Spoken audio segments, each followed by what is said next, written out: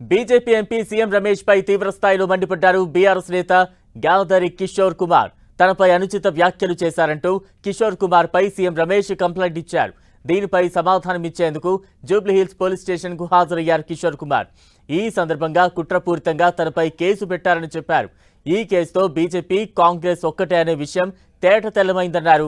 తెలంగాణ ప్రజల పక్షాన కేసీఆర్ వెంట ఎప్పుడు తాను ఉంటారని స్పష్టం చేశారు. అనడాన్ని అన్నట్టుగా చూపించి సీఎం రమేష్ గారు నా మీద కేసు పెట్టే ప్రయత్నం చేశారు.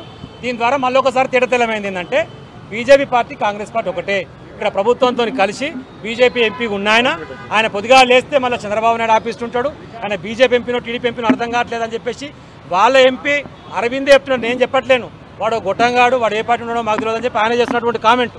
అంటే మీరు అర్థం చేసుకోవాలి ఆయనకు ఉన్నటువంటి దయనీయమైన పరిస్థితి.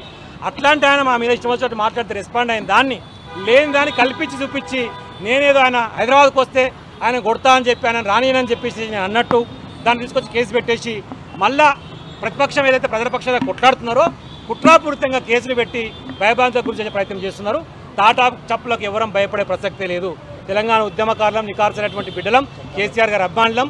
మళ్ళీ కేసీఆర్ గారు సీఎం అయ్యేంత వరకు నీ ఇష్టం వచ్చిన కేసులు పెట్టుకో, తాటాకు చప్పులకు భయపడేది లేదు.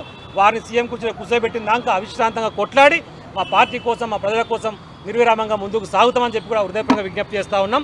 అదే సందర్భంలో చట్టపరమైనటువంటి వాళ్ళు ఏదైతే నోటీస్ ఇచ్చి రమ్మన్నారో నేను ఒక 10 సంవత్సరాలు ఎమ్మెల్యేగా పనిచేసి ఒక భారతీయ పౌరునిగా ఉండి చట్టాలను గౌరవించాలి. కాబట్టి ఈరోజు జూబ్లీహిల్స్ పిఎస్కి అటెండ్ అయ్యి వారు అడిగినటువంటి ప్రశ్నలకు వాళ్ళ విచారణకు సహకరించి వారు అడిగినటువంటి ప్రశ్నలకు సమాధానం ఇచ్చి బయటికి రావడం జరిగింది.